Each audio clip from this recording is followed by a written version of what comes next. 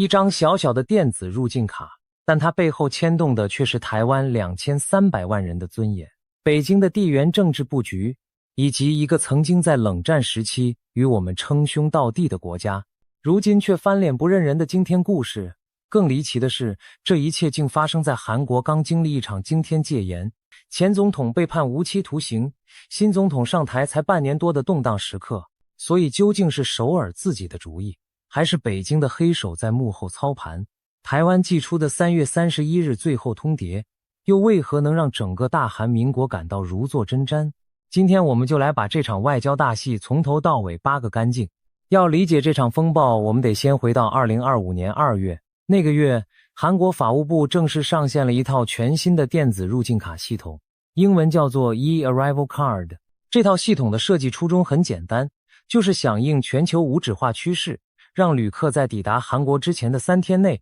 就能透过网络完成入境申报，省去在飞机上填纸本表格的麻烦。听起来挺方便的，对吧？毕竟现在谁不喜欢数位化呢？可就在台湾旅客开始使用这套系统的时候，有眼尖的民众忽然发现了一个让人血压瞬间飙到天花板的细节。在填写出发地和下一个目的地这2个栏位时，你会看到一个下拉选单，里面列出了全世界各个国家和地区的名称。台湾的选项赫然被标示为 China Taiwan， 翻成中文就是中国、台湾等等。什么意思？台湾什么时候变成中国的一部分了？我们自己的护照上写的可是 Republic of Chinatown， 中华民国台湾。什么时候中华民国3个字被吃掉了？什么时候我们被降格成了中国底下的一个括弧？更诡异的是，同一套系统里面标示方式居然前后矛盾。在护照资讯的国家地区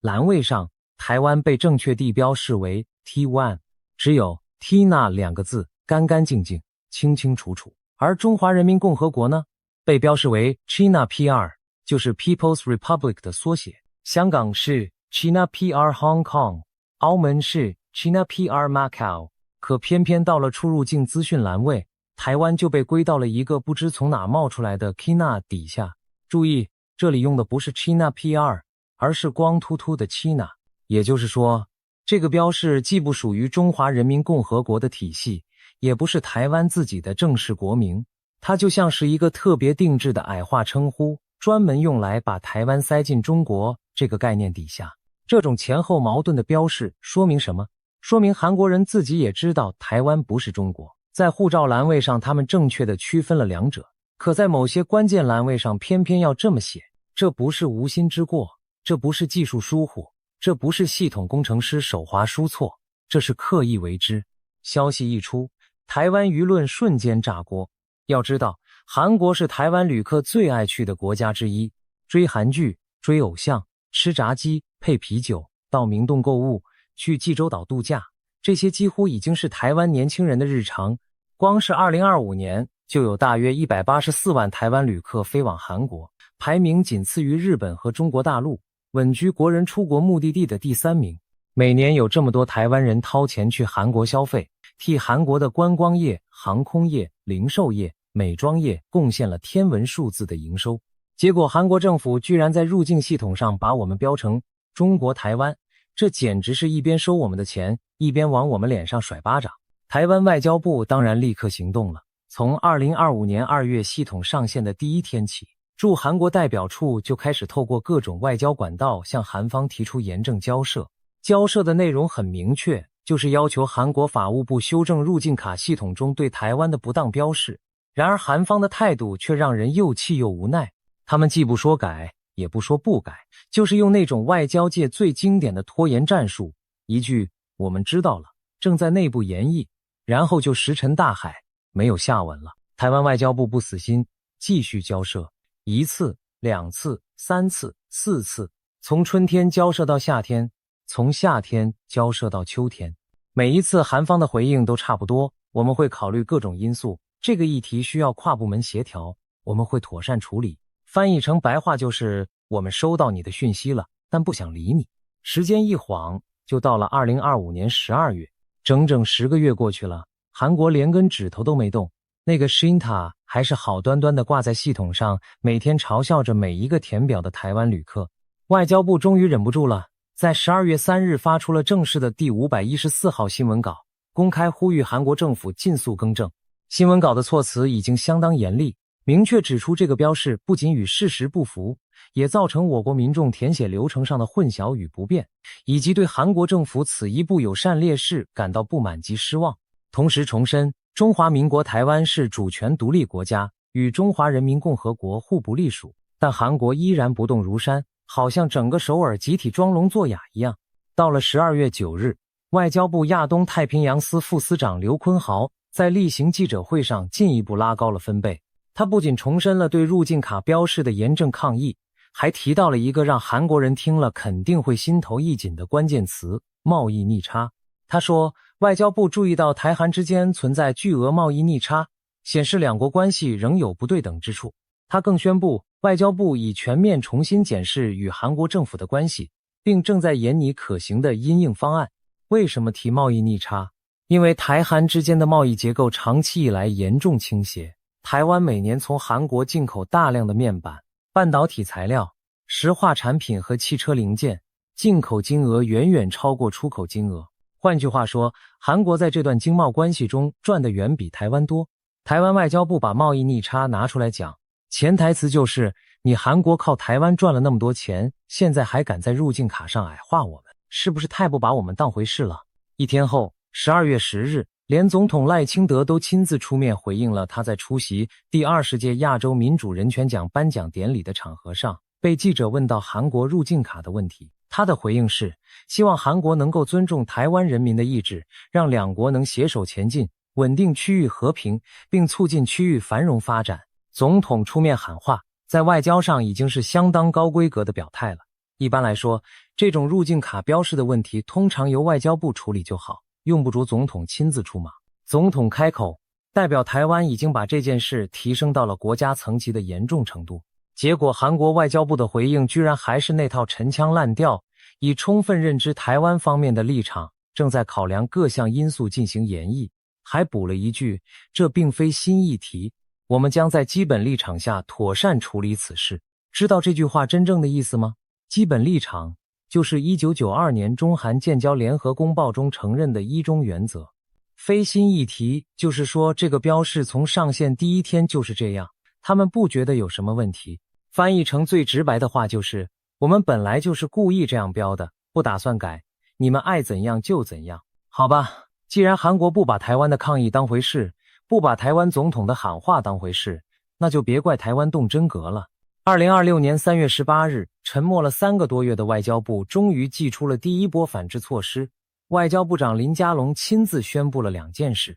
第一，自3月1日起，台湾已依据双边对等原则，将我国外侨居留证上原本的韩国名称正式调整为南韩。第二，也是更具杀伤力的，外交部已要求韩方在3月31日之前正面回应台湾的诉求，如果届时韩国依然装死，台湾将在台湾电子入国登录表的相关栏位对韩国的标示采取相应作为。南韩2个字听起来不痛不痒，那你就大错特错了。要知道，韩国对南韩这个称呼有多敏感，就得理解朝鲜半岛分裂70多年来的政治心结。大韩民国的官方立场是，他们代表整个朝鲜半岛的唯一合法政府。韩国这个称呼暗含着整个韩国的意思，而南韩则暗示朝鲜半岛上存在着2个对等的政治实体，一个在南边叫南韩，一个在北边叫北韩。这在韩国人看来，等于是承认了北韩的合法地位，动摇了大韩民国的正统性。更有历史深意的是，中华人民共和国在1992年与韩国建交之前，一直不承认大韩民国，统一将其称为南朝鲜。越南在建交前也是这么叫的，所以南韩这个称呼在韩国人耳中多少带着一点被矮化、被降格的刺耳意味。事实上，韩国驻台代表部过去还曾经正式行文台湾各大媒体，明确要求使用韩国而不要使用南韩。台湾方面当时也予以配合，外交部常年来在官方文件中都使用韩国作为正式称呼。所以当台湾外交部一夜之间把所有官方文件上的韩国全部改成南韩的时候，这一刀正好插在了韩国人最敏感的国家认同神经上。你叫我中国台湾，我就叫你南韩。你用括弧否认我的主权完整性，我就用2个字暗示你的国家是半个，以彼之道还施彼身，这招不可谓不精妙。至于3月31日的最后通牒，更是让韩国神经紧绷。所谓相应作为到底是什么？虽然外交部没有明讲，但大家心里都有数。如果韩国在入境卡上把台湾叫做中国台湾，那台湾完全可以如法炮制，在自己的入国登录表上把韩国标示为某种让首尔崩溃的名称。最温和的版本是标示为 South Korea 或南韩，进阶版本呢标示为南朝鲜，核弹级版本呢直接把首尔标回汉城。为什么汉城会是核弹级？因为2005年韩国首尔市政府在时任市长李明博的推动下，正式要求全球各国将其首都的中文译名从汉城改为首尔。理由是汉城这个名字带有中华文化圈的历史色彩，让韩国人觉得不舒服。台湾当时也尊重了韩方的意愿，配合修改了所有官方文件和媒体用语。可现在呢，韩国一边要求别人尊重自己的命名权，一边却在入境卡上肆意践踏台湾的国家称呼，这种双重标准简直让人瞠目结舌。日本资深媒体人石坂明夫就公开建议台湾可以使用这一招。他的原话是：当年你为了尊严要求改名，我们尊重了，今天我们的尊严被踩，要求一个回应，合情合理。他还补了一刀，说这种做法对一个上千年来一直没有办法脱离给中国当小弟这个身份的国家刚好而已。消息传到韩国以后，韩国网络社群立刻炸开了。有趣的是，大量韩国网友的反应居然不是愤怒，而是自嘲和支持台湾。在韩国最大的论坛上，许多韩国网友留言说，本来就是南韩啊，英文不就是 South Korea 吗？那又怎样？也有人说，有本事就叫我们南朝鲜，只叫南韩哪里会被激怒？更有人直言不讳地表示，中国和台湾是不同的国家，大家都知道却要说谎，可怜。还有韩国网友建议，台湾政府如果真要反制，就应该改用更刺激的称呼，这样韩国政府才会有反应。但问题来了，韩国政府为什么要这么做？为什么宁愿得罪每年贡献近200万旅客的台湾，也要坚持用中国台湾这种明显违反事实的标示？背后的推手是谁？答案就藏在2026年1月4日到7日的那趟北京之行里。要说清楚这件事，我们得先了解韩国现任总统李在明这个人。李在明出生在一个极度贫困的家庭，小学毕业就去工厂打黑工，曾经因为工伤导致左前臂永久残疾。后来他靠自学考上了中央大学法律系，走上人权律师之路，再从政治素人一步步爬到了京畿道知事。2024年12月3日，前总统尹锡悦突然宣布戒严，李在明当时还直播了自己翻墙进入国会的过程，成为推翻戒严的关键人物之一。2025年6月的补选中，他以 49.42% 的得票率当选韩国第21届总统。但李在明最让台湾人刻骨铭心的是他在台海议题上一系列令人瞠目结舌的发言。2024年3月，他在一场竞选活动中公开质问，中国与台湾的问题跟我们有什么关系？同年在总统辩论中，他更是直言，我曾说过，只要向中国说谢谢，向台湾说谢谢，跟其他国家好好相处就好。中国和台湾打不打仗跟我们有什么关系？我有说错吗？到了2025年大选前夕，他接受美国《时代》杂志专访，被问到如果中国武力攻打台湾，韩国是否会提供援助，他的回答更是震惊国际社会。等外星人入侵地球的时候，我再来思考这个问题。就是这样一位对台海问题极度冷漠，甚至可以说是刻意疏离的总统，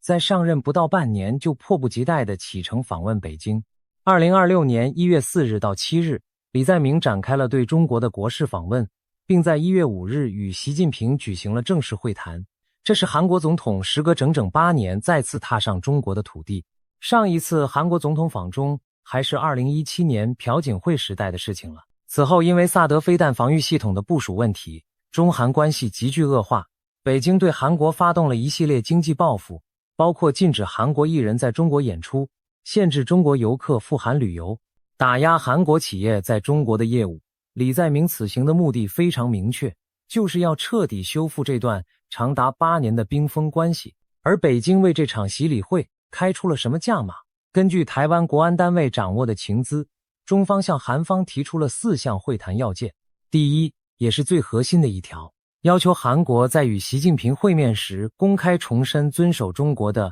一中政策，而且必须写进双方的联合新闻声明里，白纸黑字地呈现。第二，承诺与美国的国防工业合作产品，例如军事船舰等，不得运用于印太区域。第三，承诺拒绝配合部署美国的低风中程飞弹系统。第四，承诺反对驻韩美军在区域内的任务扩大。作为交换，北京提出了4项相当诱人的承诺，正式解除对韩华集团子公司的制裁，废除实行多年的禁韩令，让韩国偶像和艺人重返中国市场，大幅增加赴韩中国游客人数，上半年达到往年基准的3倍，下半年更是要冲到5倍。最后，承诺协助安排与北韩领导人金正恩的对话，虽然不包括反对朝鲜半岛非核化。看到了吗？北京开出的4项条件中，排在第1位的就是一中原则，而韩国入境卡上的那个 Shinna 恰恰就是一中原则在技术层面最直接、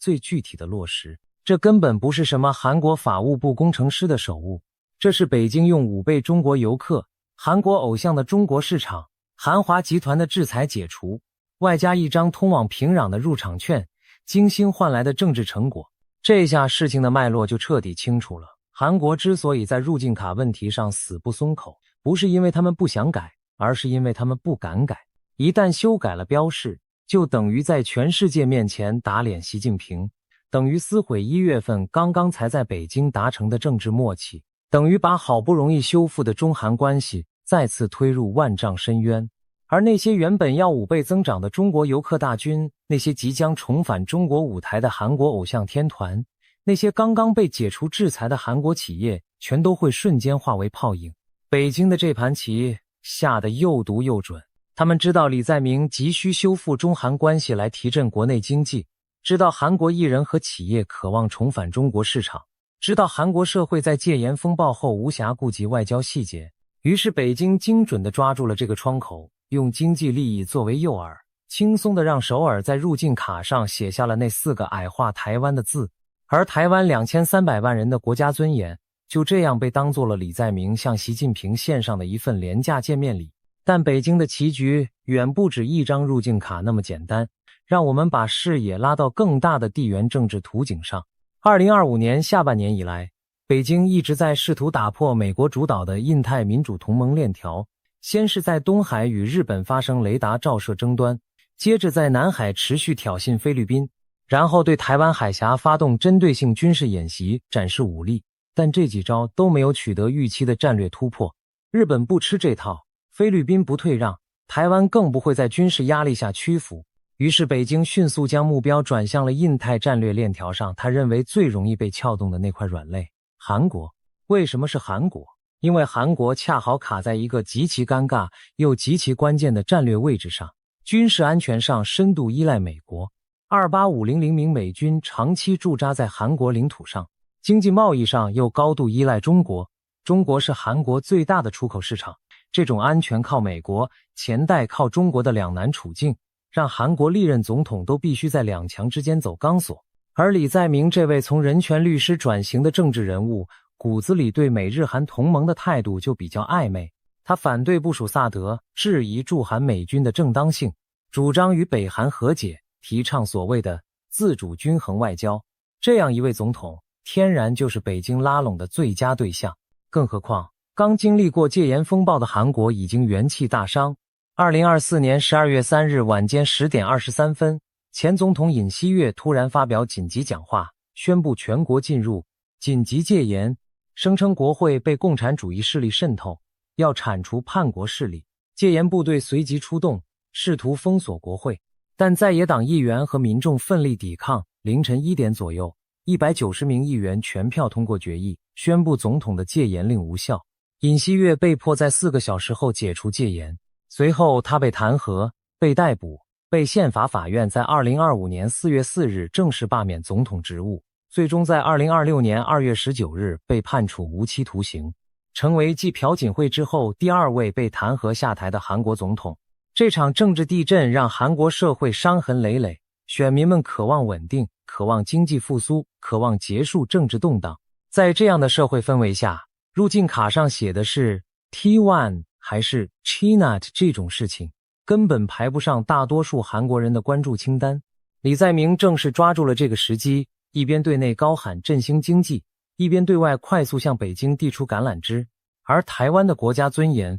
不过是这盘大棋中一枚微不足道的棋子，但台湾人从来就不是好欺负的。让我们来回顾一段让所有韩国人都不太愿意提起的历史。1992年8月24日，韩国在几乎毫无预警的情况下宣布与中华民国断交，同时与中华人民共和国正式建交。那一天的场景，至今仍是许多老一辈台湾外交官心中永远的痛。我们驻韩大使馆被迫降旗闭馆，最后一任驻韩大使金树基在降旗仪式上含泪说出了那句话：我们一定会再回来。更让台湾人愤怒到极点的是断交的方式。韩国方面事先几乎没有正式通知台湾，所谓的友邦在背后完成了所有与北京的谈判之后，才给台湾一个既成事实。而我们原本位在首尔明洞闹区的大使馆馆舍，竟然被韩方直接让渡给了北京的外交人员。一座台湾经营了44年的大使馆，就这样连招呼都不打一声的被拱手送人。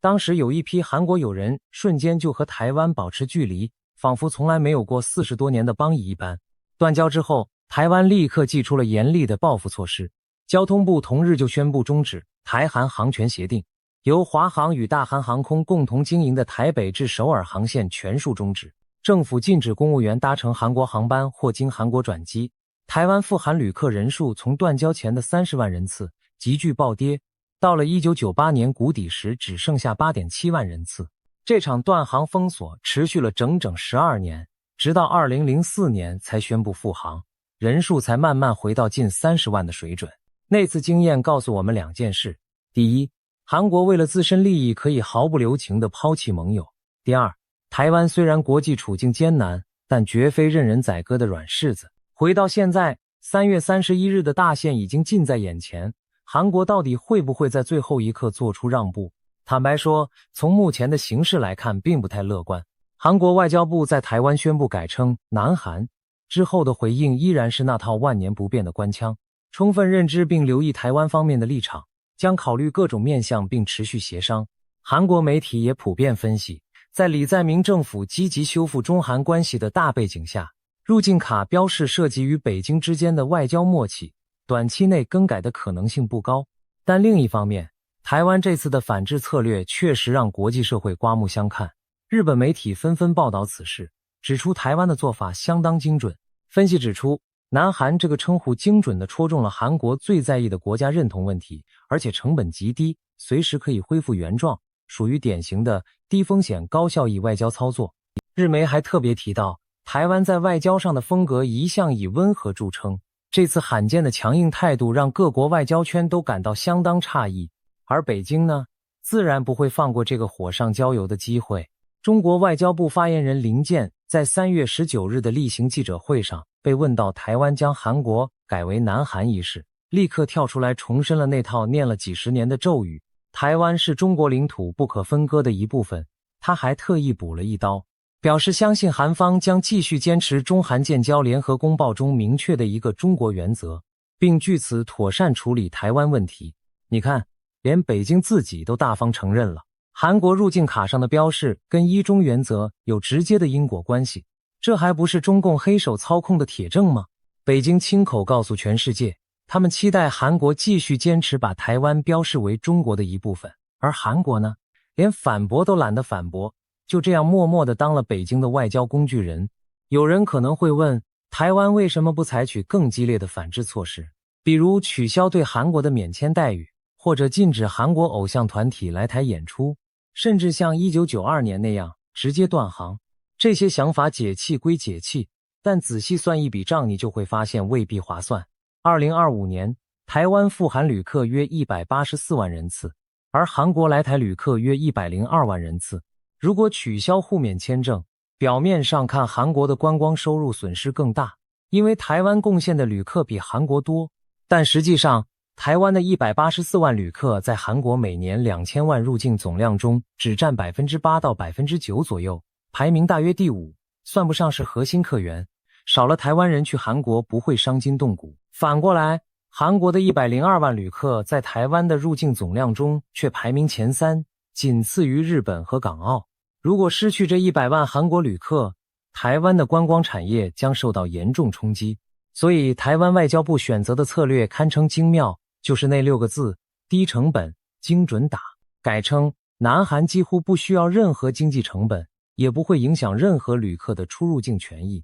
更不会打乱台韩之间的经贸往来，但它却精准地戳中了韩国最在意的国家认同敏感带。而3月31日的最后通牒则进一步施加了明确的时间压力，把球丢回韩国那边，逼迫首尔必须在一个所有人都看得到的期限之前做出回应。说到这里，不得不感叹台韩关系的戏剧性。回首过去70多年，这2个国家的关系真可以说是一部虐心又荒诞的连续剧。二战结束后，中华民国是继美国之后第2个与大韩民国建交的国家，也是最早承认韩国主权的亚洲盟邦之一。国民党政府在抗战时期曾经协助韩国独立运动人士在上海成立大韩民国临时政府，提供资金、场地和政治支持。两国在冷战时期更是坚定不移的反共战友。韩国的小学课本里甚至教导学生要感谢蒋介石对大韩民国建国的重大贡献。曾任韩国国家人权委员会委员长的安京焕就回忆说，他小时候每个学生都要在卡片上写下对蒋委员长的感谢词，那是两国情谊最深厚的蜜月期。可到了1992年，韩国为了自身的国家利益，毫不犹豫地抛弃了台湾，而且抛弃的方式极其粗暴，不事先通知，不给台湾任何准备的时间，甚至连大使馆都直接交给了北京。如今30多年过去了，历史仿佛又在重演，韩国再次为了讨好北京而践踏台湾的尊严，只不过这次用的不是断交的大刀，而是一张入境卡上4个字的按键：中国台湾。从更宏观的角度来看，这场入境卡之争其实反映的是一个更深层的时代命题。在美中对抗的大背景下，像韩国这样的中等强国究竟该如何在2头大象之间生存？是像李在明这样一头倒向北京，牺牲台湾来换取短期经济利益，还是像日本那样在入境系统上大大方方地标示 T11 维持基本的事实与尊重？又或者像美国和欧洲各国那样，在出入境文件上直接使用 Taiwan， 完全不理会北京的抗议？事实摆在眼前，美国、欧洲、日本，甚至连东南亚的很多国家，他们在出入境申报或签证标示上多数直接标注为 Taiwan， 没有加任何 China 的前缀。这说明在国际社会的普遍实践中，把台湾直接标示为 Taiwan 根本不会引发任何问题，也不会影响这些国家与北京的外交关系。韩国之所以非要特立独行地用 Chinat， 唯一合理的解释就是北京施加了直接的、具体的、有对价关系的压力。最后，让我说一个让所有人都意想不到的温暖细节。在这场充满火药味的外交风暴中，最耐人寻味的声音居然来自韩国民间。大量韩国网友在论坛和社群媒体上自发地声援台湾，批评自己的政府处理不当。有人说，直接写台湾不就好了，为什么要搞得这么复杂？有人讽刺，中国人就是在意这种无聊的事情。有人感叹，中国和台湾是不同的国家，全世界都知道，却非要说谎，可怜。更有人一针见血地指出了问题的本质，这不是台湾的问题，是我们的政府为了讨好中国而出卖了自己的良心。是啊，出卖良心。当一个国家的政府为了经济利益和大国的欢心，连最基本的事实都不敢面对，连一个入境卡上的称呼都不敢按照真相来标示的时候，他出卖的就不仅仅是一个友好邻国的尊严，更是自己的国格和灵魂。3月31日，倒数计时已经开始，全世界都在看首尔究竟会选择站在事实这一边，还是继续跪在北京面前。大韩民国，你准备好了吗？